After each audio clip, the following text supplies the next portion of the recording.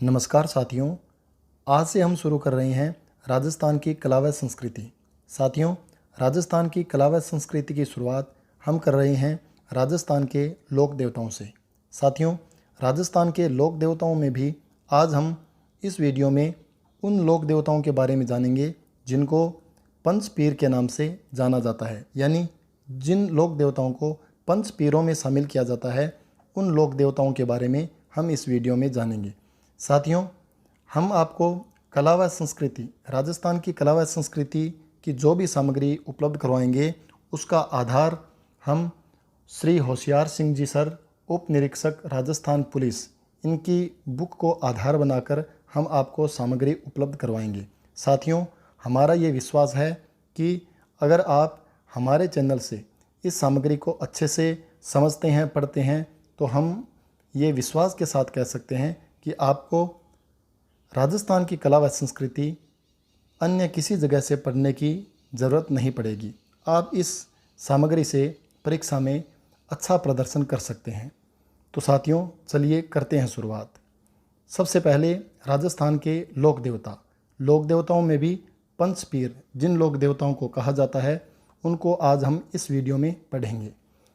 तो सबसे पहले आप ये देखें कि राजस्थान के जो लोक देवता हैं, उनमें कौन से लोक देवता है जिनको पंचपीर के नाम से जाना जाता है। सबसे पहले रामदेव जी, दूसरे गोगा जी, तीसरे पाबू जी, चौथे हड़बू जी और पांचवें मेहाजी मांगलिया। साथियों, इन पांचों देवताओं के नाम आप ध्यान में रखें। एक बार दोबारा देख लें। रामदेव जी, गोगा जी, पाबू जी, हड़बू जी और मेहाजी मांगलिया, ये 5 लोक देवता राजस्थान के पंचपीरों में गिने जाते हैं। साथियों, आप इस चीज़ का भी ध्यान रखें कि जब पंचपीरों से संबंधित प्रश्न पूछा जाता है, तो उसमें जो ऑप्शन होते हैं 4, उन ऑप्शनों में, उन विकल्पों में 3 नाम तो इन लोक देवताओं में से आते हैं और 1 नाम तेजाजी महाराज का आता है। अधिकतर ऐसा ही होता है, क्योंकि तेजाजी महाराज बहुत प्रसिद्ध लोक देवता है। तो कई बार ऐसा प्रश्न पूछा गया है कि निम्नलिखित में से कौन से लोक देवता पंचपीरों में शामिल नहीं हैं। तो 3 ऑप्शन इन 5 लोक देवताओं में से आता है और 1 ऑप्शन आता है तेजाजी का। वैसे अन्य किसी लोक देवता का आ सकता है, लेकिन आप मुख्य रूप से ध्यान रखें कि तेजाजी महाराज पंचपीरों में नहीं गिने जाते। तो चलिए हम शुरुआत करते हैं बाबा रामदेव जी से। तो साथियों, सबसे पहले हम जानेंगे लोक देवता किसे कहते हैं। देखिए, राजस्थान के लोक देवता। राजस्थान में लोक देवता से तात्पर्य उन महान व्यक्तित्वों से है जिन्हें जनता ने अपनी आस्था, विश्वास और श्रद्धा के केंद्र के रूप में स्वीकार किया है। यानी राजस्थान में लोक देवता उन महापुरुषों को कहा जाता है जिनके प्रति जनता अपनी आस्था और अपना विश्वास रखती है।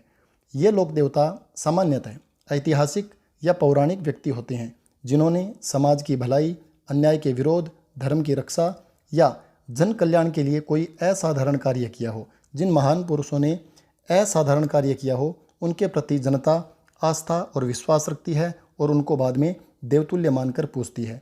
उनके बलिदान, पराक्रम, चमत्कार या सेवा के कारण लोग उन्हें देवतुल्य मानकर पूजा करते हैं। ऐसे ही असाधारण पुरुष राजस्थान में लोक देवता के रूप में पूजे जाते हैं। तो चलिए अब शुरुआत करते हैं रामदेव जी महाराज से। रामदेव जी महाराज। देखिए, रामदेव जी महाराज राजस्थान के बहुत प्रसिद्ध लोक देवता हैं। इनके बारे में हम पढ़ते हैं। रामदेव जी का जन्म उंडू काश्मीर शिव तहसील बाड़मेर में भाद्रपद शुक्ल द्वितीया को हुआ था। यानी रामदेव जी का जन्म उंडू काश्मीर बाड़मेर में हुआ और भाद्रपद शुक्ल द्वितीया को इनका जन्म हुआ। इसी भाद्रपद शुक्ल द्वितीया को बाबेरी बीज कहा जाता है। यानी बाबेरी बीज से संबंधित लोक देवता रामदेव जी हैं। आगे देखें, इसको विशेष रूप से ध्यान रखें। रामदेव जी के जन्म के वर्ष को लेकर विद्वानों में मतभेद है, लेकिन इतना तय है कि इनका जन्म 14वीं शताब्दी का है। इसका स्रोत है सुजस, राजस्थान सरकार। आगे देखें, रामदेव जी के उपनाम। प्रत्येक लोक देवता के उपनाम होते हैं। रामदेव जी के देखें, रामदेव जी को रामसा पीर मुख्य रूप से मुसलमान कहते हैं। इसके अलावा रूणी चेरा धनी, पीरों का पीर, श्री कृष्ण का अवतार और सांप्रदायिक सद्भाव के लोक देवता, ये रामदेव जी के उपनाम हैं। दोबारा देख लें, रामसा पीर, इनको मुसलमान कहते हैं, रूणे चेहरा धनी, पीरों का पीर, श्री कृष्ण का अवतार और सांप्रदायिक सद्भाव के लोक देवता। आगे देखें, रामदेव जी तंवर वंशीय राजपूत थे। आगे, रामदेव जी के पिता अजमल जी, माता मेणादे और भाई बिरमदेव थे।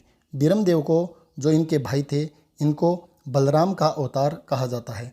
आप एक गीत के माध्यम से भी याद रख सकते हैं। एक गीत आता है, थाना मनावे सारो मारवाड़ जी, अजमाल जीरा कंवरा। तो अजमल जी इनके पिता थे। मेणादे इनके बारे में भी है, माता मेणा देरा लाल, रानी नेतलरा भरतार, मारो हिलो सुनो जी रामा पीर, ऐसा गीत है। तो आप ध्यान में रख सकते हैं। रामदेव जी के पिता अजमल जी, माता मेणादे और भाई बिरमदेव थे और ये बलराम के अवतार कहे जाते हैं। आगे देखें, रामदेव जी की सगी बहनें लाछा बाई व सुगना बाई, ये दोनों रामदेव जी की सगी बहनें थीं। और एक बहन डालीबाई मेघवाल, ये डालीबाई रामदेव जी की मुँह बोली बहन थी। रामदेव जी ने मेघवाल जाति की इस महिला को अपनी बहन बनाया था। आगे देखें, गुरु, रामदेव जी के गुरु बालीनाथ थे। बालीनाथ की समाधि मसूरिया पहाड़ी जोधपुर में है, जहाँ कुष्ठ रोग का निवारण होता है। कुष्ठ रोग के रोगी वहाँ पहुँचते हैं बालीनाथ जी के दरबार में और कुष्ठ रोग से मुक्ति पाते हैं। आगे, रामदेव जी की पत्नी नेतलदे इनकी पत्नी का नाम था, जो दल्ले सिंह सोडा की पुत्री थी। वर्तमान में अमरकोट पाकिस्तान, जो वर्तमान में पाकिस्तान में है, इस स्थान पर नेतलदे का जन्म हुआ था, जो अपंग थे। वाहन, प्रत्येक लोक देवता के वाहन को आप जरूर ध्यान में रखें। रामदेव जी का वाहन है लीला घोड़ा, कहीं कहीं नीला घोड़ा मिल सकता है। आगे, हिंदू इन्हें श्री कृष्ण का अवतार व अर्जुन का वंशज मानते हैं। यानी आप दोनों बातें ध्यान में रखें, रामदेव जी को श्री कृष्ण का अवतार व अर्जुन का वंशज माना जाता है। आगे, पंथ, रामदेव जी ने कामड़िया पंथ चलाया, जिसको हम ऐसे राउंड कर दें, इसको आप ज़्यादा महत्वपूर्ण समझें। रामदेव जी ने कामड़िया पंथ चलाया था। आगे देखें, आगे है, इनके मंदिर को देवरा कहा जाता है। रामदेव जी का जो मंदिर होते हैं, उनको देवरा कहा जाता है। इनकी ध्वजा को नेजा कहा जाता है, इसको भी आप ध्यान में रखें। इनकी ध्वजा को नेजा कहते हैं, जो सफ़ेद रंग की, श्वेत यानी सफ़ेद रंग की या 5 रंगों की होती है। मुख्य रूप से 5 रंगों की होती है, इसको नेजा कहते हैं। आगे देखें, जम्मा, इनका रात्रि जागरण जम्मा कहलाता है। जैसे देवताओं से संबंधित रात्रि जागरण किया जाता है, तो प्राय जागरण ही कहा जाता है। पूरी रात जागकर जो गीत गाए जाते हैं, जो भजन गाए जाते हैं, कीर्तन किया जाता है, उसको जागरण कहा जाता है। लेकिन रामदेव जी का जो रात्रि जागरण होता है, उसको जम्मा कहते हैं। रामदेव जी के मेघवाल भक्त रिखिया कहलाते हैं, ये ज़रूर ध्यान में रखें। रामदेव जी के जो मेघवाल भक्त होते हैं, उनको रिखिया कहते हैं। जातरू से तात्पर्य है रामदेवरा जाने वाले यात्री, वो कोई भी हो, सब जातरू कहलाते हैं। आगे, पर्चा, रामदेव जी के चमत्कारी जीवन गाथाओं का यश गान पर्चा में होता है। तो पर्चा रामदेव जी से संबंधित है और ध्यान में रखें, इसको सबसे पहले रानी रूपा ने गाया था। रानी रूपा ने सर्वप्रथम सबसे पहले गाया था और रामदेव जी के चमत्कारी जीवन गाथाओं का जो यशगान होता है, उसी को पर्चा कहते हैं। आगे देखें, आगे है रामदेव जी के प्रमुख शिष्य कौन कौन हैं? हरजी बाटी, रत्ना रायका, लखी बंजारा, आईजी माता। ध्यान रखें, ये प्रश्न पूछा जा चुका है। हरजी बाटी, रत्ना रायका का संबंध किससे है? रामदेव जी महाराज से। ये इनके प्रमुख शिष्य हैं, हरजी बाटी, रत्ना रायका, लखी बंजारा, आईजी माता। ये आईजी माता वही है जो राजस्थान की प्रसिद्ध लोक देवी है। ये रामदेव जी की शिष्या थी। आगे देखें, विशेष बात क्या है यहाँ पर? ऐसा माना जाता है कि रामदेव जी ने पंचपीपली नामक स्थान पर मक्का से आए 5 पीरों को पर्चा दिया था। मक्का से आए 5 पीरों ने जब रामदेव जी की परीक्षा लेनी चाही, तब रामदेव जी ने उनको मक्का में ही भूल आए कटोरों में ही भोजन करवाया। तब इन पीरों ने रामदेव जी को पीरों का पीर कहा। यानी मक्का से कुछ पीर आए थे, वो जो पीर थे उन्होंने रामदेव जी के पास जाने के बाद में भोजन करने से मना कर दिया। ऐसा माना जाता है कि उन्होंने कहा कि हम तो अपने ही बर्तन में जो कटोरे हैं उनमें ही भोजन करते हैं और उनको तो हम मक्का भूल आए हैं। लेकिन रामदेव जी ने ऐसा चमत्कार किया कि वो कटोरे है वो उनके सामने आ गए और उनको उन्हीं कटोरों में भोजन करवाया जो मक्का में वो छोड़ आए थे। इसलिए उन पीरों ने रामदेव जी को पीरों का पीर कहा। उन्होंने कहा हम तो पीर हैं लेकिन आप तो पीरों के भी पीर हो। आगे देखें, एक विशेष बात है, इन्होंने यानी रामदेव जी ने परावर्तन यानी शुद्धिकरण आंदोलन चलाया था। किसके लिए?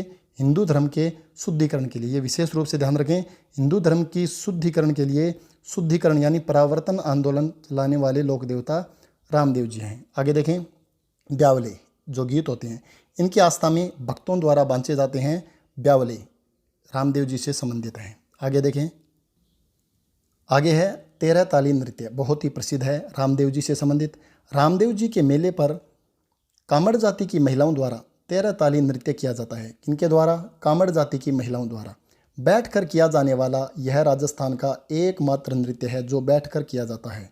इस नृत्य का प्रारंभ पादरला गांव पाली से प्रारंभ हुआ माना जाता है। ये प्रश्न परीक्षा में आ चुका है कि 13 ताली नृत्य है वो कहाँ से प्रारंभ हुआ, उसका स्थान, उस स्थान का नाम बताएं। तो पादरला गांव पाली से ये 13 ताली नृत्य शुरू हुआ था।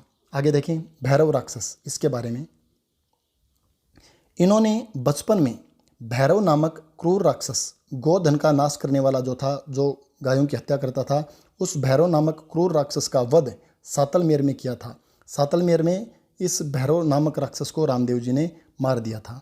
आगे देखें, प्रतीक चिन्ह, रामदेव जी का प्रतीक चिन्ह, इनके पगलिए पूजे जाते हैं। वैसे रामदेव जी की मूर्ति भी होती है लेकिन मुख्य रूप से इनके जो चरण होते हैं जिनको पगले कहते हैं उनकी पूजा की जाती है। आगे, रामदेव जी राजस्थान के एकमात्र लोक देवता हैं जो कवि भी थे। ये परीक्षा में कई बार आ चुका है प्रश्न, राजस्थान के वो लोक देवता जो एक कवि भी थे। तो रामदेव जी महाराज, इनकी रचना है 24 बाणियाँ, ये ध्यान में रखें।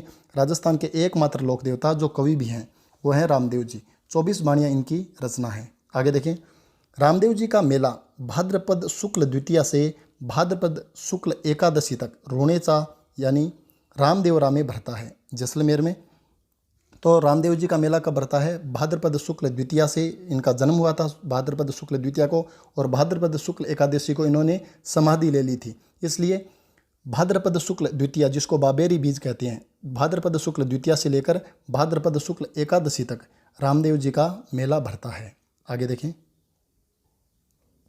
आगे है रामदेव जी के प्रसिद्ध मंदिर, प्रमुख मंदिर रामदेव जी से संबंधित, वो आगे आएंगे। एक बार इसको देखते हैं, जो प्रमुख मुख्य मंदिर है रामदेवरा जैसलमेर।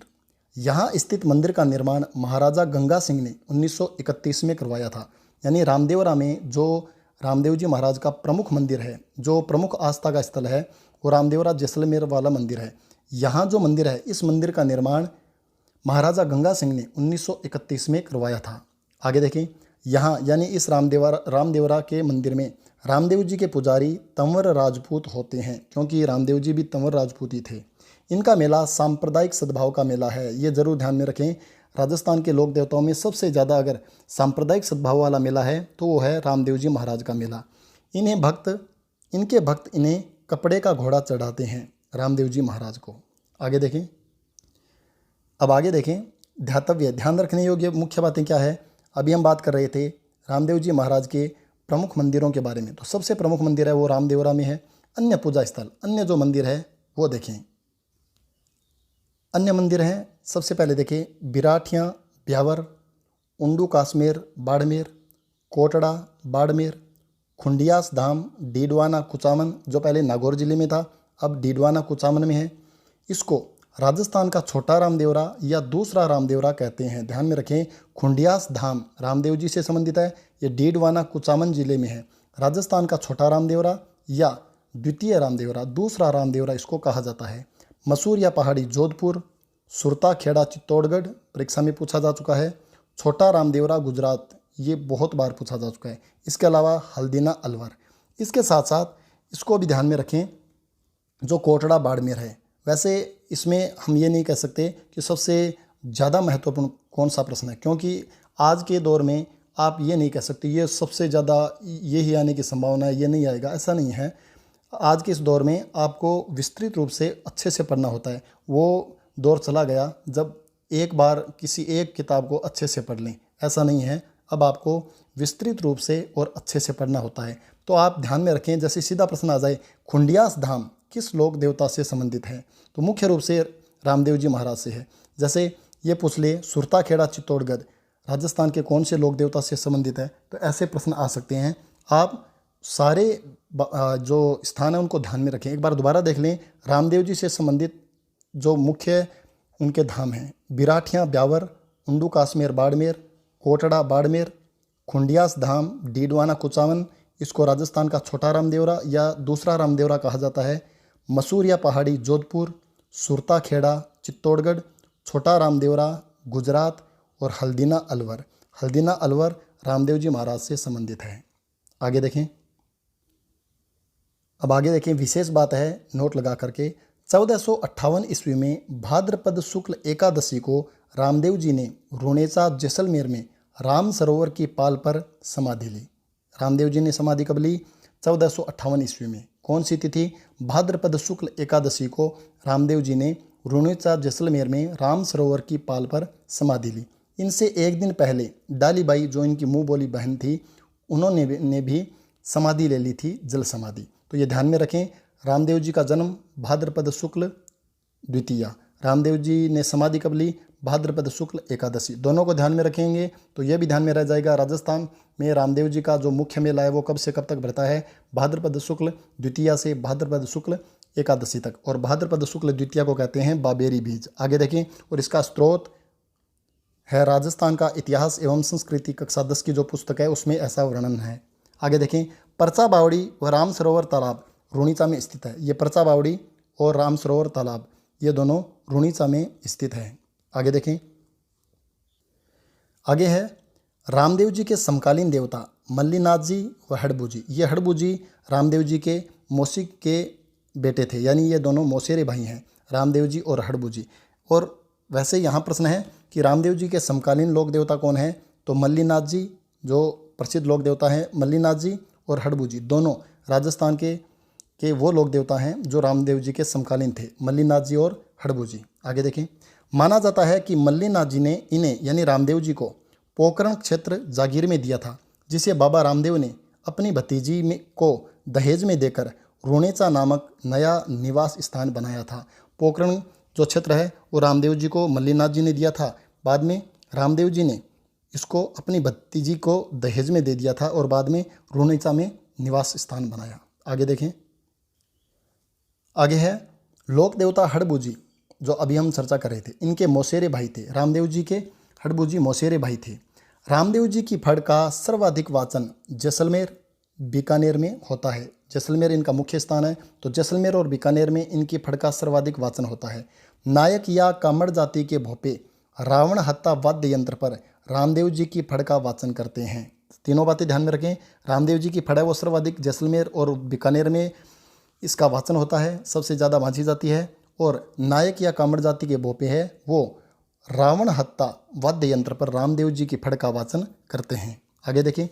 सभी लोक देवताओं में सबसे लंबा गीत रामदेव जी का ही है। ये ध्यान में देखें। जितने भी लोक देवता हैं उन सभी लोक देवताओं में सबसे लंबा गीत रामदेव जी महाराज का ही है। आगे। लोक देवताओं में रामदेव जी एक प्रमुख अवतारी पुरुष थे, ऐसा माना जाता है, क्योंकि हिंदू इनको श्री कृष्ण भगवान का अवतार और अर्जुन का वंशज मानते हैं, तो ये प्रमुख अवतारी पुरुष माने जाते हैं। आगे देखें। समाज सुधारक के रूप में रामदेव जी ने मूर्ति पूजा, तीर्थ यात्रा व जाति व्यवस्था का घोर विरोध किया। जैसे अन्य समाज सुधारक हुए हैं, उन्होंने मूर्ति पूजा का विरोध किया, वैसे रामदेव जी महाराज ने भी मूर्ति पूजा, तीर्थ यात्रा व जाति व्यवस्था का घोर विरोध किया। गुरु की महत्ता पर जोर देते हुए इन्होंने कर्मों की शुद्धता पर बल दिया। उनके अनुसार कर्म से ही भाग्य का निर्धारण होता है। ऐसा रामदेव जी महाराज का मानना है कि कर्म से ही भाग्य का निर्धारण होता है, कि जैसा आप कर्म करोगे वैसा ही आपको फल मिलेगा। रामदेवरा का मेला सांप्रदायिक सद्भावना का प्रतीक माना जाता है। ये ध्यान में रखें, बहुत इंपॉर्टेंट है, बहुत महत्वपूर्ण है। इन्होंने यानी रामदेव जी ने हिंदू मुस्लिम एकता स्थापित करने पर जोर दिया, तभी इनका जो मेला है वो सांप्रदायिक सद्भाव का मेला माना जाता है। आगे देखें। आगे है सुगनाबाई। सुगनाबाई का विवाह है पुंगलगढ़ के सुगनाबाई का विवाह है पुंगलगढ़ के परिहार राव किशन सिंह से हुआ था। सुगनाबाई रामदेव जी की सगी बहन थी। इनका विवाह हुआ था पुंगलगढ़ के परिहार राव किशन सिंह से, यानी राव किशन सिंह से सुगनाबाई का विवाह हुआ। अगला है रामदेव जी के वंशज मृतक को दफनाते हैं। ये रामदेव जी के जो वंशज हैं, उनका जो वंश चल रहा है, ये जो वंशज है वो मृतक को दफनाते हैं। आगे देखें, डालीबाई का मंदिर। डालीबाई जो रामदेव जी की मुँह बोली बहन थी, यह मंदिर यानी डालीबाई का मंदिर रोणेचा मंदिर परिसर में रामदेव जी की समाधि के पास बना है। तो ये ध्यान में रख रखें, डालीबाई का मंदिर भी कहाँ है?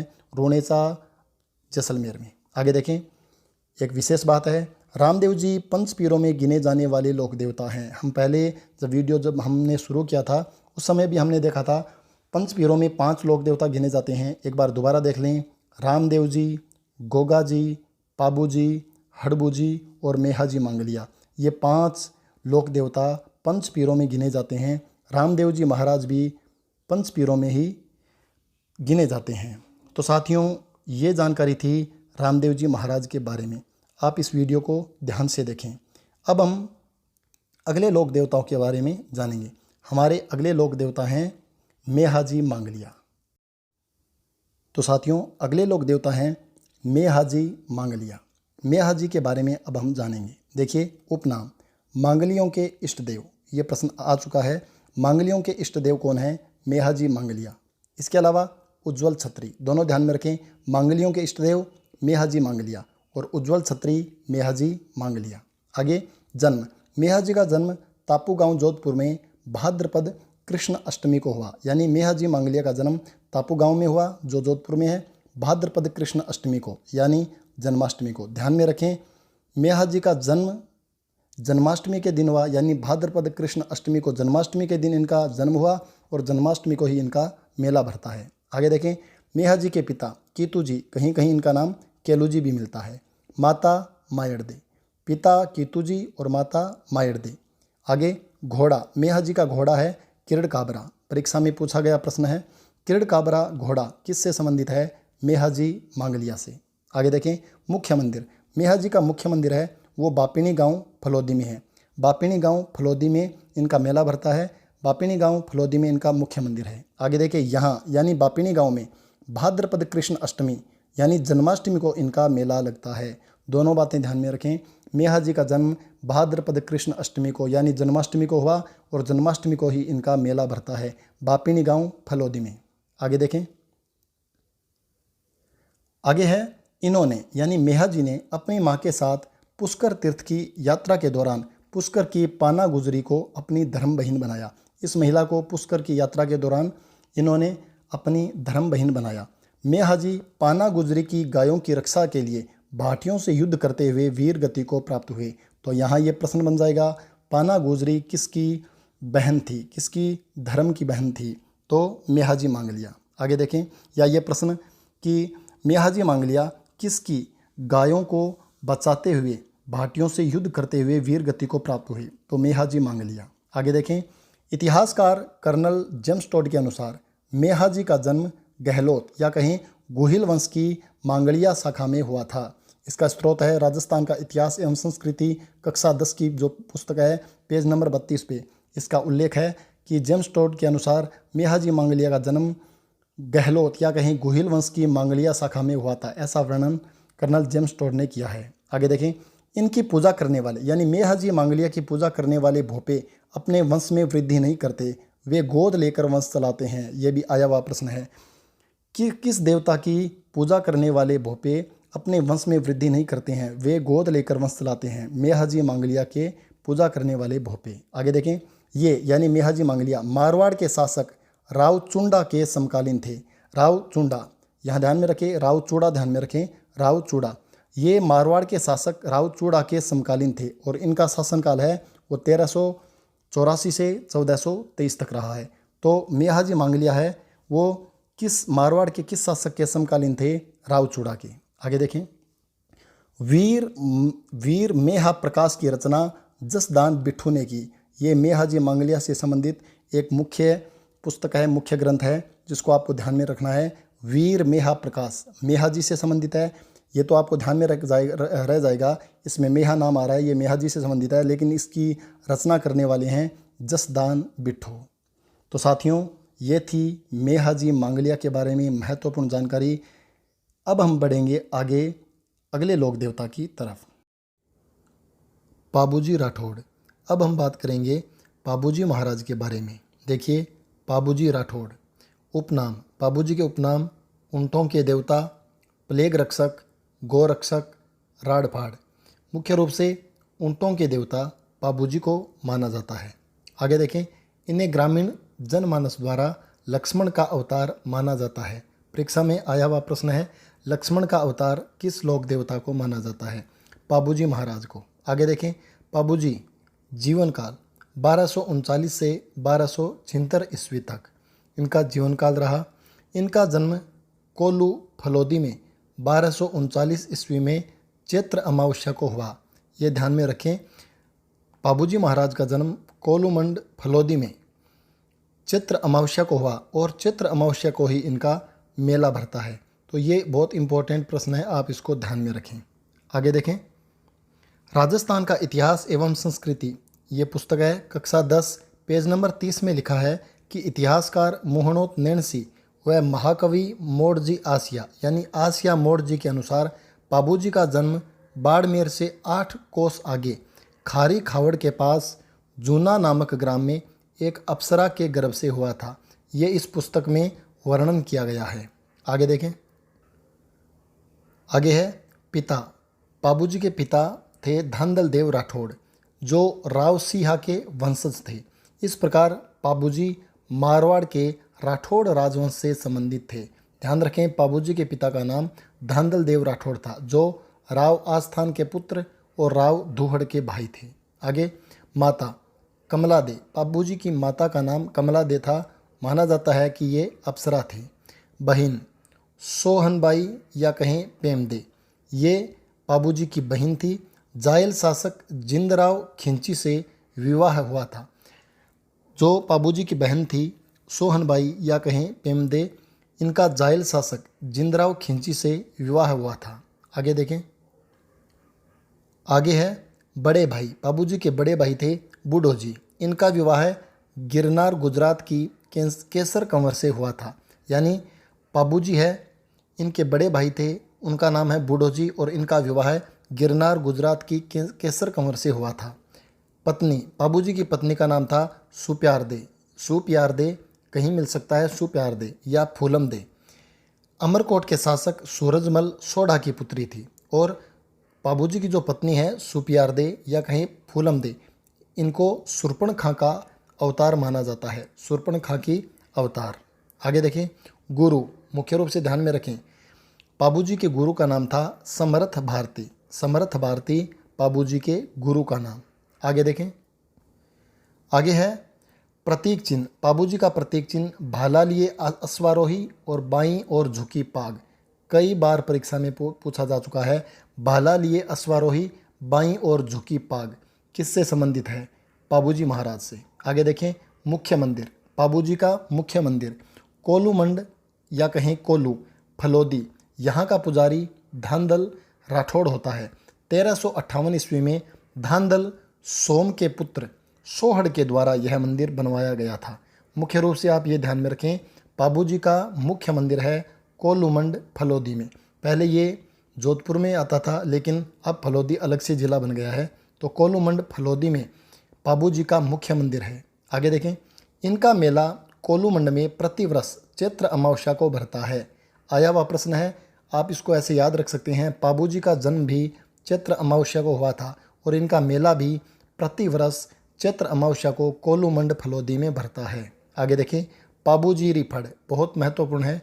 ऊँट के स्वस्थ होने पर, जब ऊँट अस्वस्थ होता है तो वो जब वापस स्वस्थ हो जाता है तो उस खुशी में पाबूजी की फड़ का वाचन नायक जाति के भोपे रावण हत्ते वाद्य यंत्र के साथ करते हैं। यह राजस्थान की सर्वाधिक लोकप्रिय फड़ है।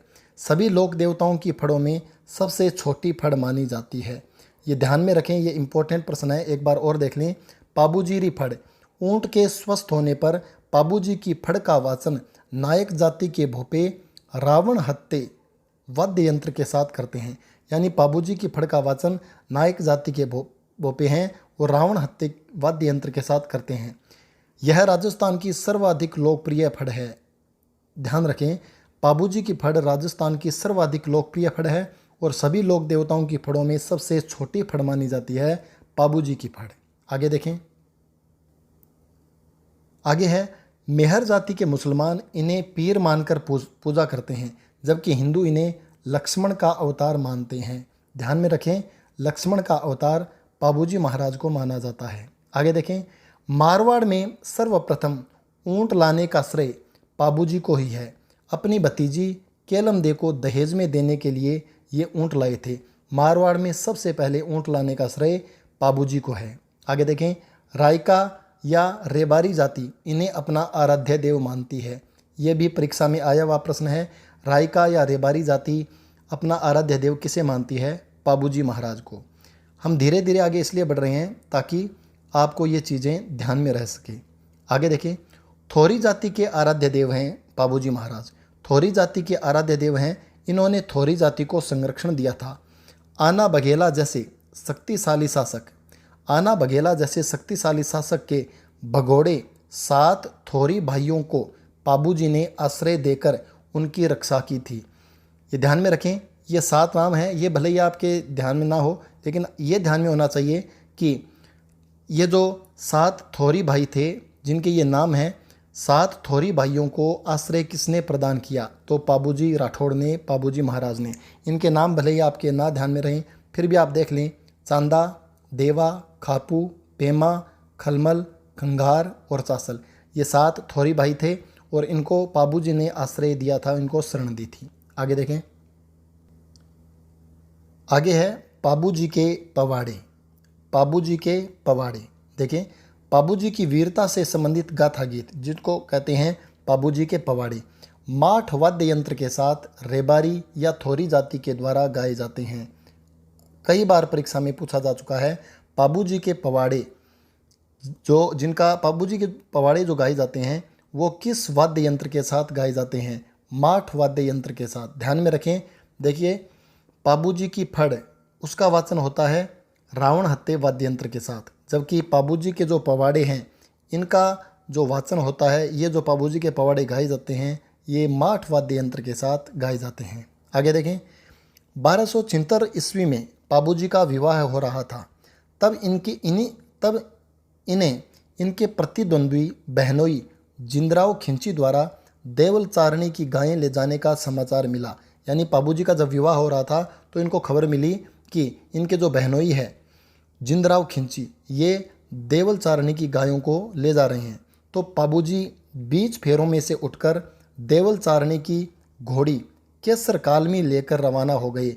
जो देवल चारणी थी उसके पास में जो घोड़ी थी केसर कालमी, वो उन्होंने पाबूजी को दी थी और पाबूजी उस घोड़ी को लेकर रवाना हो गए। फलोदी के देचू गांव में अपने बहनोई जायल नरेश जिंदराव खिंची से देवल चारणी की गायों को छुड़ाते हुए पाबूजी अपने अनेक साथियों के साथ वीर गति को प्राप्त हो गए। यानी पाबूजी का विवाह हो रहा था तो इनको समाचार मिला कि उनका बहनोई जिंदराव खिंची है, वो देवली चारणी की गायों को ले जा रहा है। तो पाबूजी 20 फेरों में ही, यानी ऐसा माना जाता है कि उन्होंने 3.5 फेरे लिए थे और 20 फेरों में ही केसर कालमी घोड़ी लेकर के जो देवल चारणी की थी वो जिंदराव खिंची से गायें छुड़ाने के लिए चले गए और बाद में गायों की रक्षा करते हुए, गाय छुड़ाते हुए वे और उनके बहुत सारे साथी थे वो वीर गति को प्राप्त हो गए। यानी देवल चारणी है, उनकी गायों की रक्षा करते हुए, उन गायों को छुड़ाते हुए वीर गति को प्राप्त होने वाले देवता हैं पाबूजी राठौड़। आगे देखें, इस युद्ध का वर्णन, कौन से युद्ध का वर्णन? ये जिंदराव खिंची और पाबूजी महाराज के बीच में जो युद्ध हुआ था, इस युद्ध का वर्णन नैनशिरी ख्यात में है। पाबूजी की पत्नी फूलम दे पाबूजी के वस्त्रों के साथ सती हो गई। ये ध्यान में रखें, जिंदराव खिंची और पाबूजी महाराज के बीच में जो युद्ध हुआ था उसमें पाबूजी महाराज वीरगति को प्राप्त हुए। इस युद्ध का वर्णन मिलता है मुहणोत नैनसी जो लेखक हैं उनकी जो पुस्तक है नैनशिरी ख्यात, उसी में मिलता है। आगे देखें, थाली नृत्य। पाबूजी के भक्तों द्वारा थाली नृत्य किया जाता है। साथियों, ये बहुत ही महत्वपूर्ण प्रश्न है, ये परीक्षा में कई बार पूछा जा चुका है। पाबूजी के भक्तों द्वारा थाली नृत्य किया जाता है। आगे देखें, आगे है पाबू धणीरी वाचना। पाबू धणीरी वाचना थोरी जाति द्वारा सारंगी पर किया जाने वाला पाबूजी का यशोगान। यह आप वाद्य यंत्र जरूर ध्यान में रखें। पाबू धणीरी वाचना ये थोरी जाति द्वारा सारंगी पर किया जाने वाला पाबूजी का यशोगान है। सारंगी वाद्य यंत्र पे पाबूजी का जो यशोगान किया जाता है उसे कहते हैं पाबू धणीरी वाचना। आगे देखें, पाबूजी के 5 प्रमुख सरदार यानी सहयोगी कौन कौन है? चांदा नायक, डेमा नायक, हरबल रेवारी, सलजी सोलंकी और सामत जी। ये पाबूजी के 5 प्रमुख सरदार, प्रमुख सहयोगी कहे जाते हैं। यानी यहाँ सरदार से अर्थ है सहयोगी से। पाबूजी महाराज के 5 प्रमुख सहयोगी, ऐसा पूछा जा सकता है। चांदा नायक, डेमा नायक, हरबल रेवारी, सलजी सोलंकी या सामत जी और सामत जी, इन पांचों का नाम देकर के पूछा जा सकता है ये किस लोक देवता के सहयोगी थे? पाबूजी महाराज के। आगे देखें, पाबूजी नारी सम्मान, गौरक्षा, शरणागत रक्षा, प्रतिज्ञा पालन एवं वीरता के लिए प्रसिद्ध हैं। आगे है, पाबूजी के भतीजे रूपनाथ जी ने जिंदराव खिंची को मारकर पाबूजी की हत्या का बदला लिया था। जब जिंदराव खिंची और पाबूजी के बीच में युद्ध हुआ तो पाबूजी वीरगति को प्राप्त हो गई और बाद में जिंदराव खिंची को मारकर पाबूजी की हत्या का बदला लेने वाला जो व्यक्ति था वो था रूपनाथ जी। रूपनाथ जी ने पाबूजी की हत्या का बदला लिया था। आगे देखें, मुगलकालीन पाटन शासक मिर्जा खां जो बड़े पैमाने पर गौ हत्या में लिप्त रहा, उनके विरुद्ध पाबूजी ने युद्ध किया तथा गौ हत्या रुकवाई। मुगल कालीन जो शासक था उसका नाम था, एक शासक था उसका नाम था मिर्जा खां, जो बड़े स्तर पे गायों की हत्या करवाता था। बाद में पाबूजी ने उसके विरोध में युद्ध किया, उसके साथ युद्ध किया और गायों का गौ हत्या पर रोक लगवाई। आगे देखें, आगे है जिंदराव खिंची, जिनकी अभी हम बात कर रहे थे। पाबूजी का बहनोई व जायल का शासक था। जिंदराव खिंची ने देवल चारणी से उसकी काले रंग की केसर कालमी घोड़ी मांगी थी, पर देवल चारणी ने मना कर दिया था। देवल चारणी ने बाद में यही घोड़ी, कौन सी? केसर कालमी, पाबूजी को देते समय अपनी गायों की रक्षा का वचन लिया था। इसी कारण जिंदराव खिंची पाबूजी और देवल चारणी से दुश्मनी रखने लगा था। दोनों के बीच में बाद में दुश्मनी शुरू हो गई। आगे देखें, आगे है पाबूजी से संबंधित साहित्य। अब देखिए ये बहुत इंपॉर्टेंट है। पाबूजी से संबंधित साहित्य, ऐसी रचनाएं जिनसे पाबूजी के बारे में जानकारी मिलती है। देखिए, पाबूजी रा छंद बीठू मेहा, पाबूजी रा दोहा लगराज, पाबू प्रकाश आसिया मोड़जी सबसे महत्वपूर्ण रचना है। पाबूजी की ये जीवनी है, पाबूजी की जीवनी है पाबू प्रकाश आसिया मोड़जी द्वारा लिखित। पाबूजी के गीत बांकीदास, पाबू सोरठा रामनाथ कविया, पाबूजी रा रूपक मोतीसर बगतावर, पाबूजी री बात लक्ष्मी कुमारी चुंडावत। बहुत ये कह सकते हैं प्रसिद्ध लेखिका है। एक बार दोबारा देख लें, पाबूजी रा छंद बीठू मिहा, पाबूजी रा दोहा लगराज, पाबू प्रकाश आसिया मोड़जी, पाबूजी के गीत बांकीदास, पाबू सोरठा रामनाथ कविया, पाबूजी रा रूपक मोतीसर बगतावर, पाबूजी री बात लक्ष्मी कुमारी चुंडावत। आप चाहें तो स्क्रीनशॉट ले सकते हैं। ये पाबूजी से संबंधित साहित्य है, पाबूजी से संबंधित जानकारी प्रदान करने वाले ग्रंथ हैं। इनमें सबसे अगर महत्वपूर्ण देखें तो पाबूजी की जीवनी है। इसके अलावा बीठू मेहा और लक्ष्मी कुमारी चुंडावत, इनकी जो ये पुस्तक है ये भी बहुत प्रसिद्ध है। आप सभी को ध्यान में रखें। तो साथियों, ये थी पाबूजी महाराज से संबंधित जानकारी, आपको अच्छी लगी होगी। अब हम आगे बढ़ेंगे और अगले लोक देवता हैं हड़बूजी सांखला। देखिए, अब हम बात करेंगे हड़बूजी के बारे में। हड़बूजी सांखला उपनाम, हड़बूजी का उपनाम है शकुन शास्त्र के ज्ञाता। ध्यान में रखें, पूछा हुआ प्रश्न है शकुन शास्त्र के ज्ञाता हड़बूजी महाराज। आगे, हड़बूजी का जन्म भुंडेल गांव नागौर में हुआ। यानी हड़बूजी का उपनाम है शकुन शास्त्र के ज्ञाता और जन्म इनका हुआ भुंडेल ग्राम नागौर में। भुंडेल गांव हड़बूजी का जन्म स्थान है। आगे देखें, हड़बूजी के पिता महाराज सांखला। इतिहास ग्रंथों में इनके हड़बूजी सहित 6 पुत्रों का वर्णन मिलता है। महाराज सांखला के हड़बूजी सहित 6 पुत्र थे, ऐसा वर्णन मिलता है। हड़बूजी की माता का नाम सौभाग्य देवी। देखिए, ये प्रश्न आया हुआ है कि हड़बूजी के माता और पिता कौन थे। हड़बूजी के पिता महाराज सांखला और माता सौभाग्य देवी। आगे देखें, अपने पिता की मृत्यु के बाद हड़बूजी भुंडेल गांव छोड़कर फलोदी जिले के हरथम जाल नामक स्थान पर रहने लगे। यहाँ पर रामदेव जी तंवर से इनका मिलन हुआ। ये रामदेव जी तंवर कौन है? ये रामदेव जी तंवर रामदेव जी महाराज जो लोक देवता हैं वही है। हड़बूजी और रामदेव जी दोनों मौसेरे भाई थे। आगे देखें, हड़बूजी के गुरु बालीनाथ। इस बालीनाथ शब्द से आपको याद आया होगा, रामदेव जी और हड़बू जी दोनों मौसेरे भाई थे और दोनों के गुरु बालीनाथ थे। रामदेव जी के गुरु भी बालीनाथ और हड़बू जी के गुरु भी बालीनाथ जी। आगे देखें, अब देखें प्रमुख स्थान। हड़बू जी का प्रमुख स्थान है बेंगटी फलोदी। बेंगटी फलोदी में इस मंदिर का निर्माण 1721 में महाराजा अजीत सिंह द्वारा करवाया गया। इनके मंदिर में मूर्ति के साथ छकड़ा गाड़ी यानी बैलगाड़ी की पूजा होती है।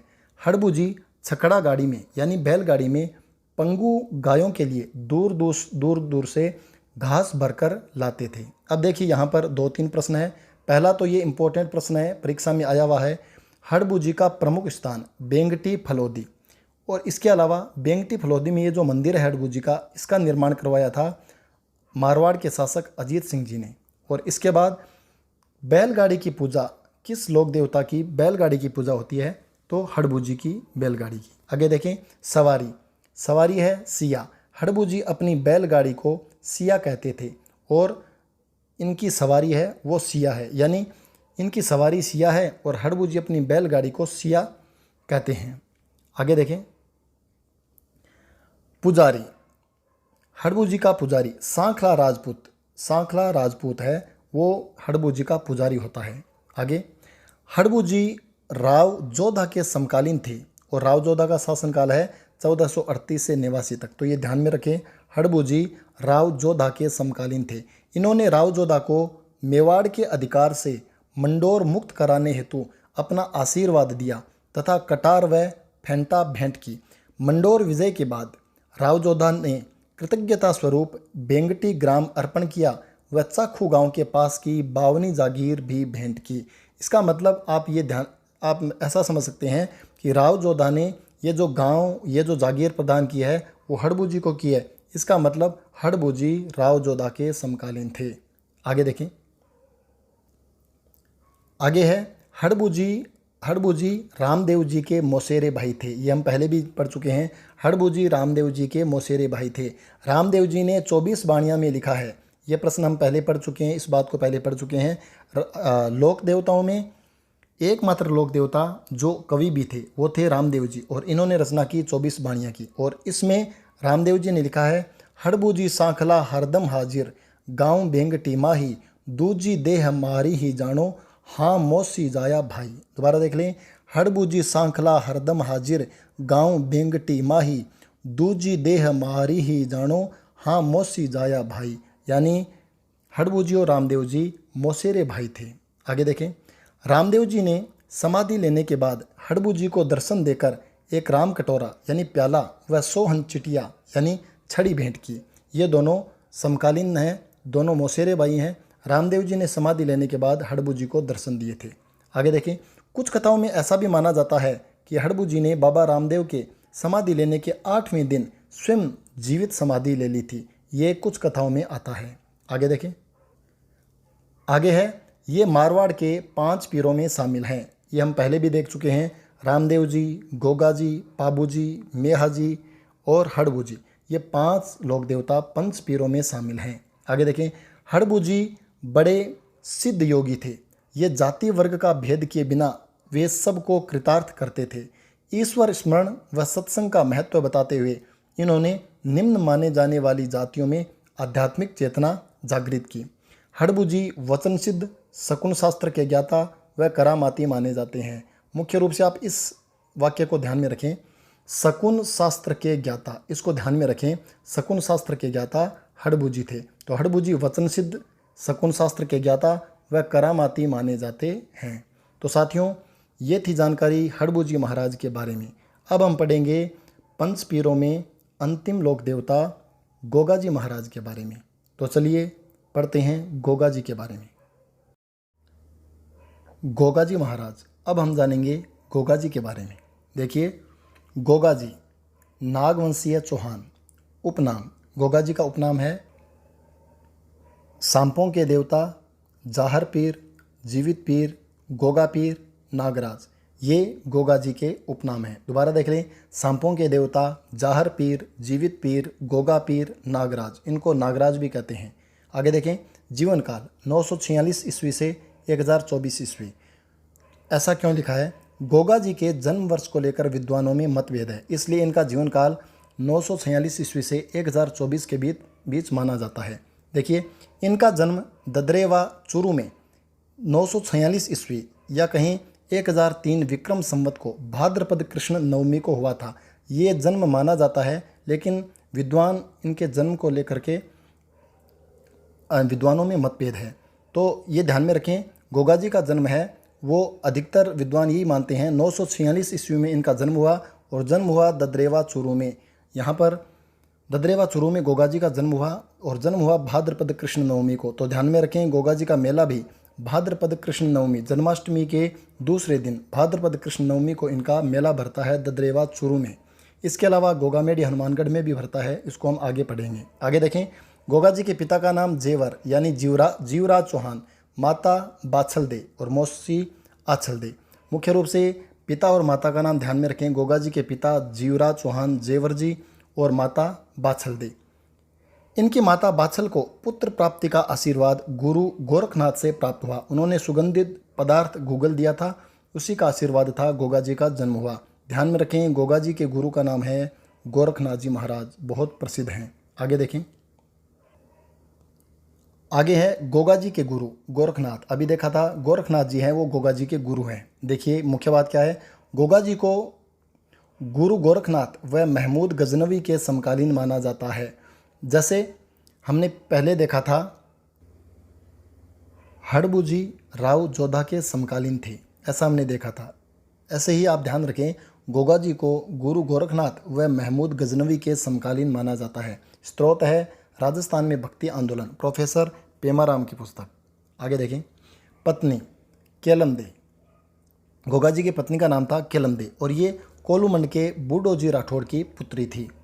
गोगा जी के पुत्र केसरिया कुंवर ये लोक देवता की तरह पूजे जाते हैं। आगे हम लोक देवता को और आगे बढ़ाएंगे तो केसरिया कुंवर जी को भी पढ़ेंगे। आगे देखें, पौत्र गोगा जी का पुत्र है, उसका नाम है सामंत चौहान। ये सामंत चौहान ये गोगा जी के पुत्र थे। आगे देखें, आगे है गोगा जी का पत्थर पर उत्कीर्ण सर्प मूर्ति युक्त पूजा स्थल या थान प्राय गांवों में खेजड़ी वृक्ष के नीचे होता है। इनका जो पूजा स्थल होता है उसको प्राय थान कहते हैं और खेजड़ी वृक्ष के नीचे होता है। हिंदू इन्हें नागराज तो मुस्लिम इन्हें गोगा पीर के रूप में पूजते हैं।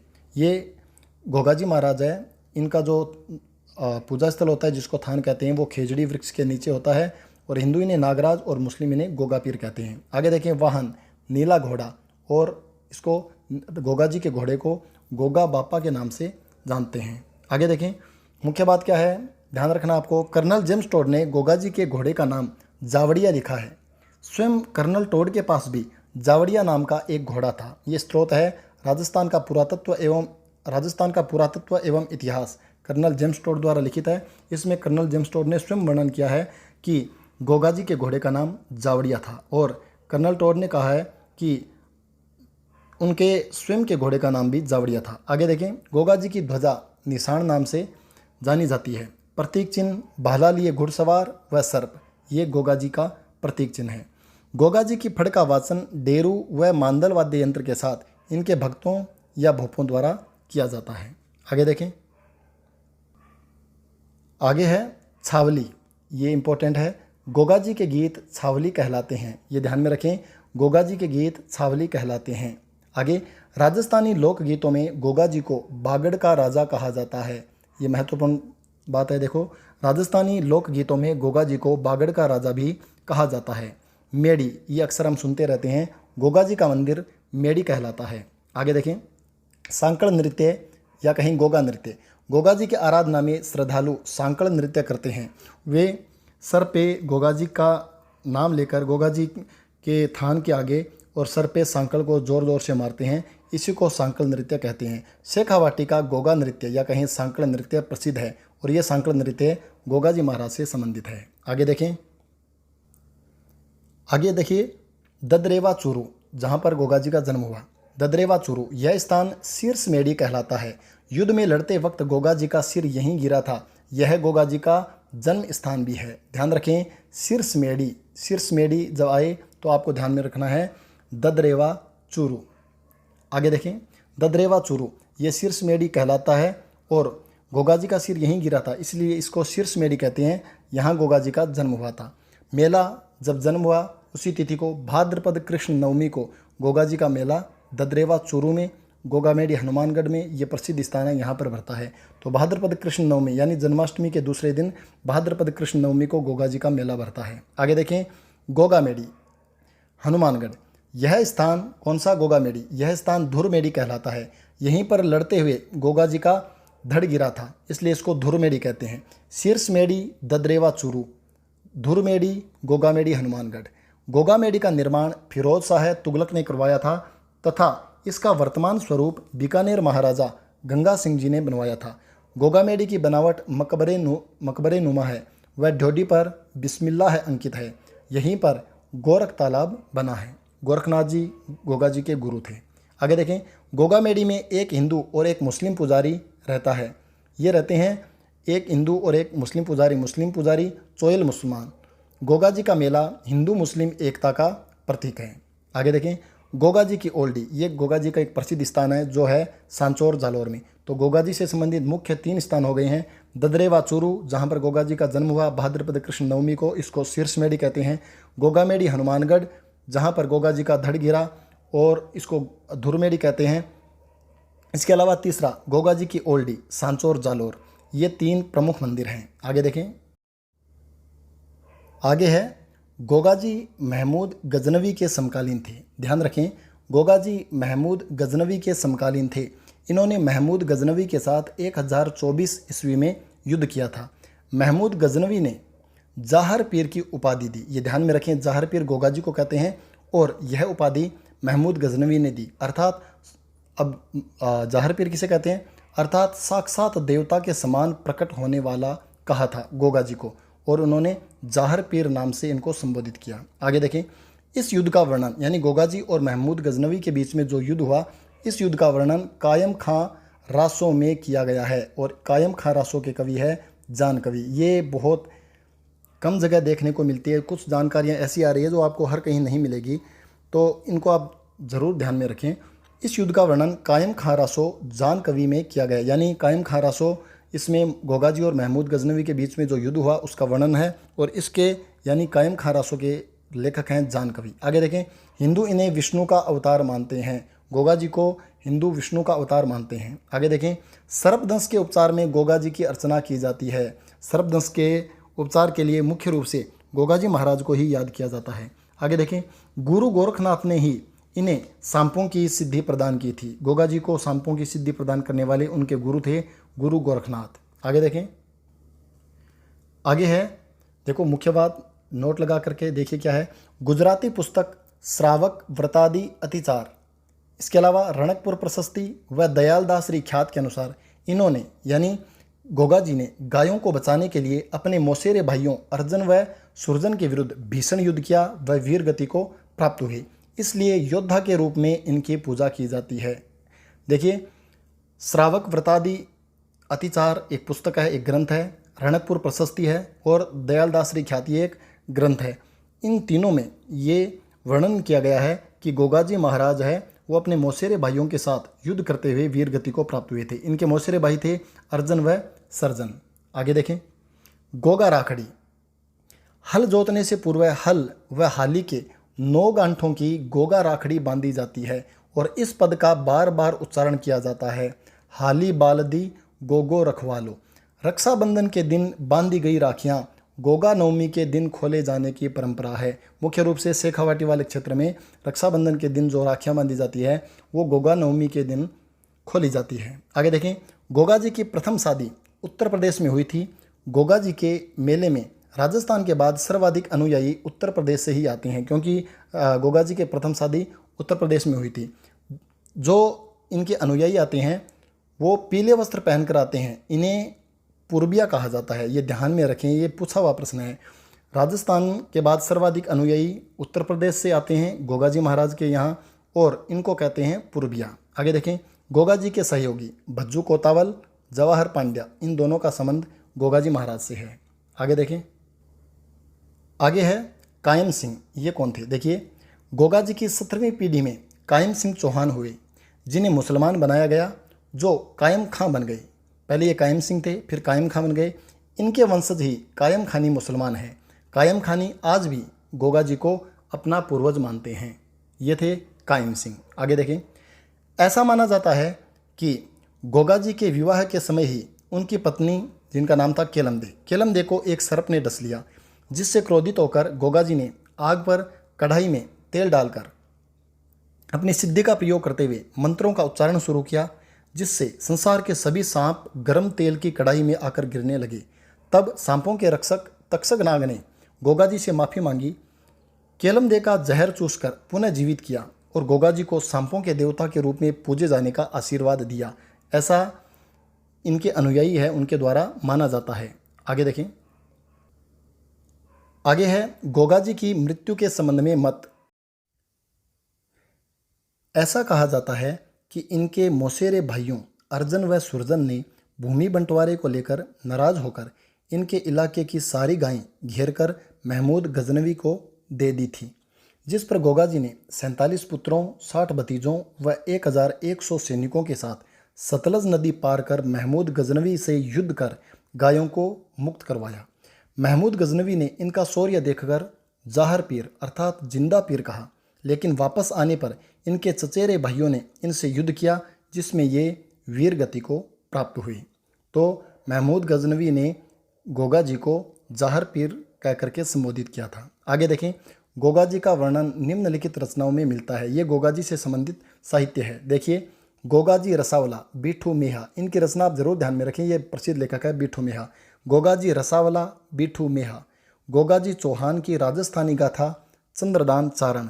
गोगा जी पेड़ी कवि आस और गोगा जी पीर राछंद, ये एक हस्तलिखित ग्रंथ है। देखिए, यहाँ ऐसा प्रश्न बन सकता है, गोगा जी, लोक देवता गोगा जी से संबंधित हस्तलिखित ग्रंथ का नाम बताएं। तो गोगा जी पीर राछंद। आगे देखें।